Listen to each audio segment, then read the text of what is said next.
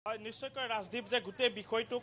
চাঞ্চল্য বিৰাজ কৰিছে আৰু এটা কথা যে ইটোৰ পাছত সিটো নতুনকৈ ৰহস্য যেতিয়া তাত যিটো কোঠাত ঘটনাটো সংঘটিত হৈছিল দুটাকৈ মৃতদেহ এগৰাকী 15 বছৰীয়া আনগৰাকী মকিবুৰ ৰহমান 35 বছৰীয়া এই যিটো কোঠাত ঘটনা সংঘটিত হৈছিল সেই কোঠাটোৰ মই কিছু বৰ্ণনা দিব এই মুহূৰ্তত বিচাৰিছোঁ যে প্ৰায় দিনৰ 2 বজাত এখন ঠাইত এই যি 15 বছৰীয়া কিশোৰ সেই কিশোৰৰ সৈতে যি মকিবুৰ ৰহমান এইটো যি লজ সেই লজত আহিছিল আৰু তাৰ পাছত কি ধৰণৰ ঘটনা হৈছিল ঘটনাই কি ধৰণৰ আসলতে ৰূপ লৈছিল সেই আসলতে এটা কোঠাৰ ভিতৰতে গোটেই কাহিনীটো আসলতে হৈছিল গতিকে সেই কাহিনীৰ পাছত এগৰাকী কিশোৰৰ মৃত্যু হ'ল এগৰাকীয়ে আত্মহত্যা কৰিবলৈ বাধ্য হ'ল নে আসলতে গোটেই বিষয়টো কি সেই সন্দৰ্ভত আমি কিছু মন্তব্য বা কিছু আসলতে মই এই ক্ষেত্ৰত তথ্য মই আগবঢ়াব বিচাৰিছোঁ যে গোটেই কোঠাটোৰ বিৱৰণ যদি মই এই মুহূৰ্তত দিওঁ যে কোঠাটো তেজেৰে লুতুৰি পুতুৰি হৈ আছিল আৰু সমান্তৰালকৈ 15 বছৰীয়া যিগৰাকী কিশোৰ সেই কিশোৰগৰাকীক চোকা অস্ত্ৰৰে আঘাত হনা হৈছিল গাৰ যিটো তেওঁৰ দেহ গৈ গোটেই দেহৰ বিভিন্ন অংগত চোকা অস্ত্ৰৰে আক্ৰমণ কৰা হৈছিল বা আঘাত কৰা হৈছিল আৰু সেই আঘাতৰ ফলত বা তেনেধৰণে এই যিগৰাকী কিশোৰ সেই কিশোৰগৰাকীৰ মৃত্যু হৈছিল আঘাতৰ চিন যথেষ্টভাৱে স্পষ্ট হৈছে ৰক্তাক্ত হৈ পৰিছে গোটেই যিটো কোঠা আছিল কোঠাটোৰ প্ৰতিটো স্থান ৰক্তাক্ত হৈ পৰিছে কিশোৰগৰাকীৰ তেজেৰে লুতুৰি পুতুৰি হৈ পৰিছে আৰু এই ধৰণে হত্যা কৰা হৈছিল এগৰাকী 15 বছৰীয়া কিশোৰক গতিকে গোটেই বিষয়টো আমি সেয়া যদি আমি চাওঁ যে যিটো অস্ত্ৰৰে আঘাত হানিছিল সেই আঘাত হানা অস্ত্ৰ ইতিমধ্যে আৰক্ষীয়ে জব্দ কৰিছে আৰু সমান্তৰালকৈ যি নমুনা সেই নমুনা সংগ্ৰহ কৰিছে যিখন চাকু ইউজ কৰিছিল সেই চাকুৰ বা যিটো অস্ত্ৰ আছিল সেই অস্ত্ৰৰ যি ফিংগাৰপ্ৰিণ্ট সকলো ফৰেনচিকৰ দলে আহি নমুনা সংগ্ৰহ কৰিছে সমান্তৰালকৈ যি তেজৰ চেকুৰা সেই তেজৰ চেকুৰাৰ বা আন যি গোটেই কোঠাৰ যি নমুনা সেই নমুনা সংগ্ৰহ কৰিছে আৰু এটা বিষয় একন্তে উল্লেখ কৰিছোঁ যে যিটো সময়ত হত্যাকাণ্ড সংঘটিত হৈছিল সেই সময়ত যিগৰাকী 35 বছৰীয়া মকিবুৰ ৰহমান তেওঁ অৰ্ধ উলংগৰ ৰূপত আছিল তেওঁৰ যি দেখা পোৱা গৈছিল যে ফটো আমি যি ধৰণে দেখিছিলোঁ বা গোটেই কোঠাটোৰ যদি বিৱৰণ চাওঁ যে মকিবুৰ ৰহমান অৰ্ধ উলংগৰ ৰূপত আছিল আৰু সেই ধৰণে গোটেই হত্যাকাণ্ডটো সংঘটিত কৰিছিল বুলি এই মুহূৰ্তত সন্দেহ প্ৰকাশ কৰিব পাৰি গতিকে এই গোটেই বিষয়টো তেওঁ যিহেতু হেং হৈ আছিল সেই এখন ফেনত হেং হৈ আছিল গতিকে সেই ফেনত হেং হৈ থকা অৱস্থাত তেওঁ অৰ্ধ উলংগৰ ৰূপত আছিল আৰু এই অৰ্ধ উলংগৰ ৰূপত তেওঁ বা আত্মহত্যা কৰাৰ পূৰ্বেই হত্যা কৰা হৈছিল বুলি কিশোৰগৰাকীক হত্যা কৰা হৈছিল বুলি আৰক্ষীয়েও প্ৰাৰম্ভিক পৰ্যায়ত সন্দেহ প্ৰকাশ কৰিছে আৰু সেয়াই যদি সত্য হয় তেন্তে কি পৰ্যায়ত অৰ্থাৎ কিহৰ বাবে কিশোৰগৰাকীক হত্যা কৰিলে অৰ্ধ উলংগৰ ৰূপত কিয় আছিল সেই গোটেই বিষয়টোতে কিন্তু ৰহস্য যথেষ্ট আছে আৰু সেই ৰহস্যৰ পম খেদি আৰক্ষীৰ দলে ফৰেনচিকৰ দলে বা CID যি স্নেফাৰ ডগ আহিছিলে এই স্নেফাৰ ডগে আহি ইয়াতে যি তদন্ত সেই তদন্ত কৰিছে আৰু ফৰেনচিকৰ দল আৰু স্নেফাৰ ডগ সহ CID যি দল আহিছিল সেই দল ইয়াৰ পৰা ৰাওনা হৈছে কিছু সময় পাছতে ইয়াৰ পৰা যি বডি সেই বডি লৈ যোৱা হ'ব মৰণোত্তৰ পৰীক্ষা কৰা হ'ব আৰু মৰণোত্তৰ পৰীক্ষা কৰি যি ফলাফল পোৱা যায় তেজৰ চেকুৰা বা যিখন অস্ত্ৰ আছিল সেই অস্ত্ৰৰ ফিংগাৰপ্ৰিণ্ট বা সমান্তৰালকৈ যি স্থানত আঘাত হনা হৈছিল সেই আঘাত হনা স্থানত যি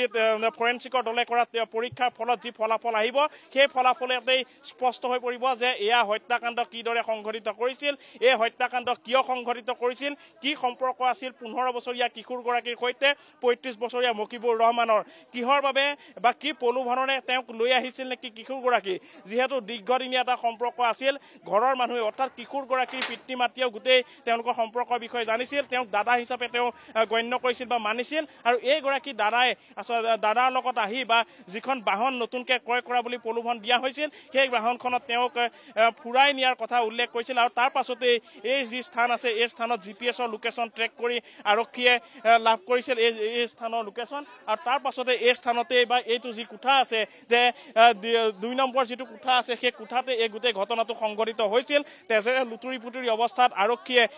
নিশা 2:30 বজাত বা 2 বজাত আহি এই গোটেই ঘটনাটো ফাদিল কৰিছিল অৰ্থাৎ যিখন এজাহাৰ দাখিল কৰা হৈছিল সেই এজাহাৰৰ ভিত্তিত তদন্ত চলিছিল এই তদন্ত চলাই যিখন থাৰ বাহন আছিল বিলাসী থাৰ বাহনখনক GPS ট্ৰেক কৰা হৈছিল লোকেশ্যন ট্ৰেক কৰি এই যিটো স্থান আছে এই যিটো লজৰ স্থান আছে গেষ্ট হাউচৰ স্থান আছে এই গেষ্ট হাউচৰ স্থানতে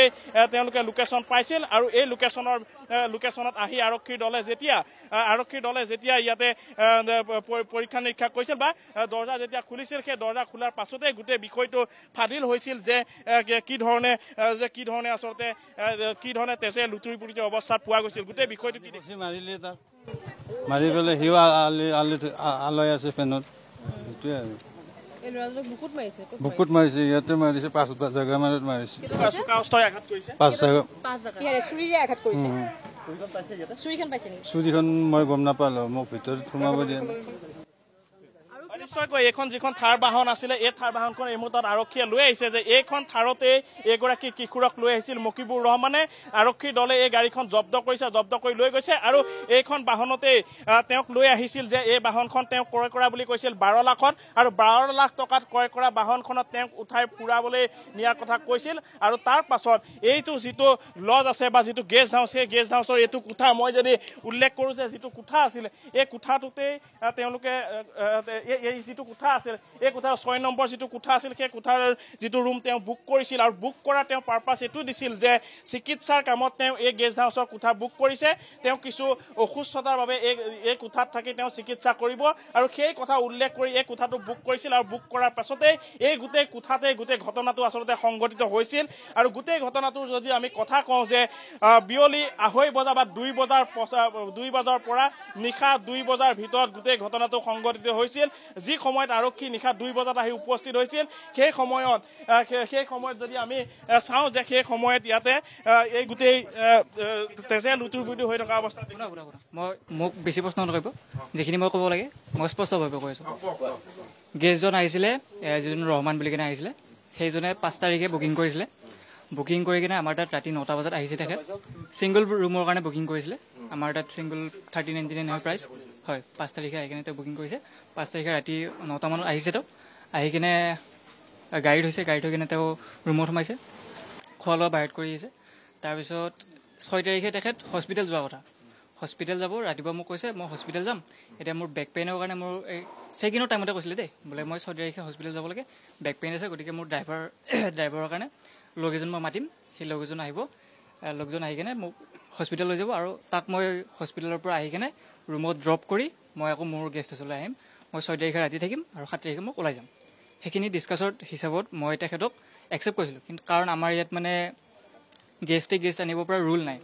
মানে আপুনি বেলেগ গেষ্ট আনিব নোৱাৰে সেইটো কথা মই তেখেতক বুজাই দিছোঁ বোলে আপুনি বেলেগ গেষ্টত আনিব নোৱাৰিব আমাৰ সেইটো ৰুল নাই যিহেতু আপুনি ছিংগল বুকিং কৰিছে তাৰপিছত তেখেতে কৈছে নাই সেইটো আমাৰ গেষ্ট নাথাকে ইয়াতে জাষ্ট মোক হস্পিটেল লৈ যাব হস্পিটেলৰ পৰা আনি কিনে তাইক মই ৰুমত ৰাখিম আৰু মই ইয়ালৈ গুচি আহিম সেই কথামতে মই একচেপ্ট কৰি কিনে তেওঁৰ কথাত এগ্ৰী কৰি কিনে তেখেতক আহিব দিছিলোঁ আৰু তেখেত ল'ৰাজনক 1:30 বজাত লৈ আহিছিলে তাৰপিছত আনি কিনে দিনৰ তাৰপিছত আনি কিনে আকৌ তেওঁলোক ওলাই গৈছে তেতিয়া মই মানে ধৰি লৈছোঁ তেওঁলোক হস্পিটেল গৈছে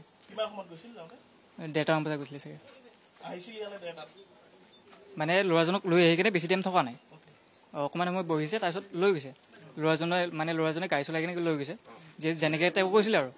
তাৰপিছত মই বেছি গুৰুত্ব দিয়া নাই যেনেকৈ কৈছে তেনেকৈ এই ল'ৰাজনে যিজনক ড্ৰাইভিঙৰ কাৰণে আনিছে হয় কালি 6 তাৰিখ তাৰপিছত সেই কথাটো হোৱাৰ পিছত মোৰ আৰু বাকী গেষ্ট আছে গতিকে মই বাকীও ইমান টেনশ্যন ল'ব লগা নাই ময়ো ভাটিবেলা গা পা ধুবলৈ ক'লোঁ গা পা ধুই উঠি মোৰ কিবা কাম আছিলে এতিয়া আমাৰ বিল চিল বনাব লাগে বাকীজন গেষ্টৰ তেনেকৈ বিল চিল বনাইছিলোঁ মই মোৰ ৰুমত মানে গা পা ধুই আহি কিনে মই বাহিৰত গাড়ীখন দেখিছোঁ এই থাৰখন বাহিৰত থিয় হৈ আছে আকৌ তাৰপিছত মই ভাবিছোঁ ঠিক আছে তেনেহ'লে আহিলে তেখেত হস্পিটেল গৈছিল হস্পিটেলৰ পৰা বেছি টাইম নল'লে উভতি আহিলে তেতিয়া মই বেছি মাথা নামাৰি কিনে আকৌ মই ৰুমত যাই কিনে মই মোৰ কাম কৰি থাকিলোঁ তাৰপিছত গধূলি মই নুমি আহিছোঁ লাইট চাইট জ্বলাইছোঁ আমাৰ কাম আছিলে অলপ কেপাচিটি লগোৱা তেনেকৈ কৰিলোঁ তাৰপিছত মই ভাত পানী খাই উঠি কিনে শুইছোঁগৈ 11টা বজাত তাৰপিছত শোৱাৰ পিছত মোক ফোন কৰিছে ছাৰে মালিকে বোলে গেটত মানুহ আছে তুমি ওলাই আহা 1:30 মানত তাৰপিছত মই গেটত গৈছোঁ গেটত ছাৰে কৈছে চানমাৰী থানাৰ পৰা আহিছোঁ গেটখন খুলি দিয়া তেতিয়া মই অবাক বোলে চানমাৰী থানাৰ পৰা তাৰপিছত তেখেতে ক'লে এইজন মানুহ আহিছিলেনে এইখন গাড়ী লৈ কিনে তেতিয়া মই ভাবিলোঁ আহিছে হয়তো গাড়ী চুৰ হ'ব এনেই গাড়ী চুৰৰ কেছটো কমন হয় আহিছে তেখেত গাড়ীখনো আছে মানুহজনো আছে কোনটো ৰুমত আছে 6 নম্বৰত আছে গাড়ীখন ক'ত আছে ইয়াতে আছে গাড়ীখন দেখাই দিছোঁ কনফাৰ্ম থাৰখনে হয় তাৰপিছত 6 নম্বৰ ৰুমটো মই তাত নক কৰিছোঁ মানে তেখেত আছে বুলি ক'লে আৰু তাৰপিছত নক কৰাৰ পিছত মোটামুটি 5-10 মিনিট পিছত কোনো ৰেছপন্স নাই ৰুমৰ পৰা এতিয়া মই ভাবিলোঁ জানিছে হয়তো গম পাইছে সেইকাৰণে কোনো ৰেছপন্স দিয়া নাই তাৰপিছত মই মালিকক ফোন কৰিলোঁ বোলে এনেকুৱা কথা এতিয়া এনেকুৱা হৈছে গেষ্টে কোনো ৰেছপঞ্চ দিয়া নাই তেতিয়া কোৱা তেনেকৈ পাৰা তুমি হেণ্ডেল কৰা এতিয়া তুমি ৰাখিছিলা গোটেই মানে কথাটো মোক ক'লে তুমি ৰাখিছিলা গতিকে এতিয়া তুমি এইটো কেনেকৈ তেওঁলোকক মানে জগোৱাক হেৰি কৰি দিয়া ওলাই দিয়া তেতিয়া মই অলপ খং উঠি কিনে মই তেওঁলোকক অলপ কিবা মানে টানকৈ কৈ পেলাই দৰ্জাখন ভালদৰে দুপৰীয়া মানে কলিং বেল বজাই মাত দি থাকোঁতে আধা ঘণ্টামান মূৰত মানে মাত চাত নাই তেতিয়া মানে ভাবিলোঁ পুলিচ কেইজনে ছাৰ কেইজনেও মানে অলপ ডাঠিকৈ ক'লে এতিয়া কি হৈছে দৰ্জা খোল তই ৰুম দিছিলি তেতিয়া মই ভাবিলোঁ এনেকৈ থাকিলেতো নহ'ব গতিকে মই আমাৰ এইখন খুলিব পাৰি এইখন মই খুলি দিলোঁ খুলি কিনে চাব দিলোঁ চোৱাৰ পিছত তেনেকৈ পাইছে আৰু অৱস্থা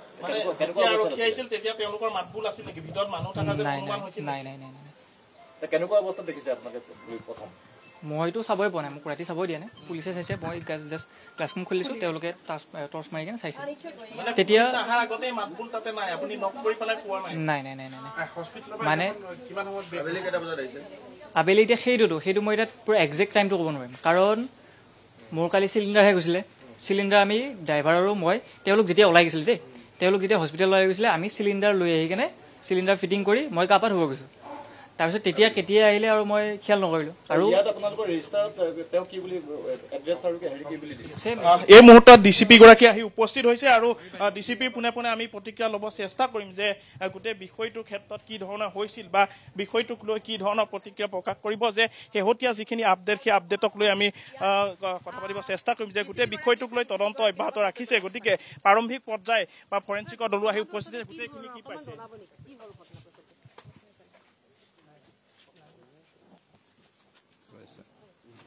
আচ্ছা আৰম্ভণি কওঁ যোৱাকালি ৰাতি 9টামান বজাত চানমাৰী থানাত মিচিং ৰিপৰ্ট এটা হৈছিলে এতিয়া ল'ৰা 15 বছৰীয়া ল'ৰা গণেশ নগৰৰ দিনৰ ভাগত ঘৰৰ পৰা ওলাই গ'ল ৰাতি ঘূৰি অহা নাই তাৰ ঘৰৰ মানুহে অলপমান টেনশ্যনত আছিলে খবৰ দিলে তো খবৰ দিয়াৰ পিছত ঘৰৰ মানুহৰ লগত কথা পাতোঁতে গম পোৱা গ'ল যে ওচৰৰে ল'ৰা এজনৰ লগত মানে তেওঁৰ ল'ৰাটো অলপমান ফ্ৰেণ্ডশ্বিপটো আছে মাজে মাজে যায় মইতো ৰমান নামৰ মানুহজনৰ লগত গাড়ী চালক আৰু তেওঁলোকে ওলাই যোৱা দেখা পাইছে গাড়ী এখন থৰ গাড়ী নম্বৰটো GPS আছিলে এইটো চেল্ফ ড্ৰাইভ মানে ভাড়াত যায় চেল্ফ ড্ৰাইভ ট্ৰেক কৰোঁতে এইটো জেগাত এইটো যিটো হোমষ্টে হয় এইটো ইয়াতে আহি পেলাই নিশা ভাগত আমাৰ পুলিচৰ টীম ইয়াতে আহিলে আহি দেখা পালে যে গাড়ীটো ইয়াত আছে এতিয়া কেয়াৰটেকাৰ সোধোতে গম পালে যে এইটো ৰুমত 5 তাৰিখে দিনৰ ভাগত ইয়াতে বুকিং কৰিছিলে ৰহমানে হেল্থ ইছ্যু আছে ট্ৰিটমেণ্টৰ কাৰণে ইয়াতে থাকিম বুলি কোৱাৰ পিছত 6 তাৰিখে ল'ৰাটোৰ লগত লৈ আহিছিলে ইয়াতে দিনৰ ভাগত আহি পেলাই অলপ পিছত 1 ঘণ্টামান থকাৰ পিছত আকৌ তেওঁলোকে ওলাই যায় তাৰপিছতে আৰু পিছত কেতিয়া আহে কেয়াৰটেকাৰ সেইটো গম নাপালে কেতিয়া আহিছে তো সোমাই আছিলে তো পুলিচ টীম অহাৰ পিছত যেতিয়া দৰ্জাটো নক কৰোঁতে খোলা নাই তাৰপিছত খিৰিকীটো চোৱা গ'ল যে তাতে বিচনাত পৰি আছে ব্লাড ওলাই আছে ল'ৰাটো আৰু এজন হেংগিং পজিশ্যনত আছে তাৰপিছতে আমি দৰ্জা খুলিলোঁ খুলি পেলাই দেখা গ'ল যে দুটা ডেথ এতিয়া গোটেই তদন্তটো আমাৰ ফৰেনচিকো আহিলে ইয়াতে আপোনালোকে দেখিছে চব আহিলে আৰু ষ্টেপিং কৰা আছে ল'ৰাটো এতিয়া আমাৰ যিখিনি প্ৰাথমিক তদন্তত এনেকুৱা লাগিছে যে এওঁলোকৰ কিবা ৰিলেশ্যনশ্বিপ এটা আছিলে আৰু আউট অফ ডেথ মানে ৰিলেশ্যনশ্বিপ সেইখিনি ঘটনা হ'ল এতিয়া মাৰ্ডাৰ কৰা হ'ল তাৰপিছতে ছুইচাইড কৰিলে সেইটোৱে চাকু পোৱা গৈছে সেইটো চাকু পোৱা গৈছে সেইটোৱে প্ৰেমজনিত ঘটনা হ'ব পাৰে সেইটো অনুমানিছে আৰু বেলেগ আৰু কিবা কিবি আছে সেইখিনি আছে মানে মেইনটো বস্তুটো মানে চাকুটি মাৰিছিল মাৰাৰ পিছতে তাতে বুকুতে মানে ষ্টেপিং কৰা আছে এইটো নিজ আছে এটা এতিয়াতো মানে গোটেই ব্লাড হৈ আছেতো বস্তুটো PMতহে গম পোৱা যাব ক'ত আঘাতটো হৈছে থেংক ইউ